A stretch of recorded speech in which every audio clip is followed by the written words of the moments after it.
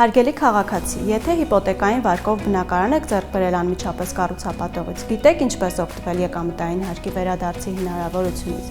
եկեք վերհիշենք միասին։ Եվ այսպես, հիպոթեկային վարկը ձևակերպելուց հետո անհրաժեշտ է մոտենալ պետեկամուտների կոմիտեի ցանկացած սպասարկման սրահ, տեղում հանձնել բոլոր անհրաժեշտ փաստաթղթերը հայտի հաստատում ստանալու նպատակով։ Այս քայլը իրականացվում է միայն մեկ անգամ։ Հայտի հաստատումից հետո ձեր էլեկտրոնային հասցեին կգա հղում, որով անհրաժեշտ է գրանցվել անհատական հաշիվների տեղեկատվական պորտալում։ Որպեսզի յուրաքանչյուր եռամսյակի ավարտից հետո կարողանաք տեսնել ձեր եկամտային հարկի գումարը եւ որ ամենակարևորն է հետստանական, գրանցվելուց հետո ձեր անձնական էջում անհրաժեշտ է ստեղծել նոր դիմում, որում լրացնում եք ձեր հեռախոսահամարը, գործող բանկային հաշվեհամար եւ հաշվետու ժամանակահատվածը։ Պարտադիր է ընդգծել տալիս եմ բանկային հաշվեհամարի ստուգման համաձայնությունը դաշտը։ Մնացած տվյալները համակարգը կլրացնի ինքնաշխատ։ Ի դեպ, հեռախոսահամարը եւ հաշվեհամարը լրացվում են միայն մեկ անգամ։ Հաջորդիվ այս տվյալները եւս կլրացվեն ինքնաշխատ։ Այս մի քանի պարզ գործողություններն անելուց հետո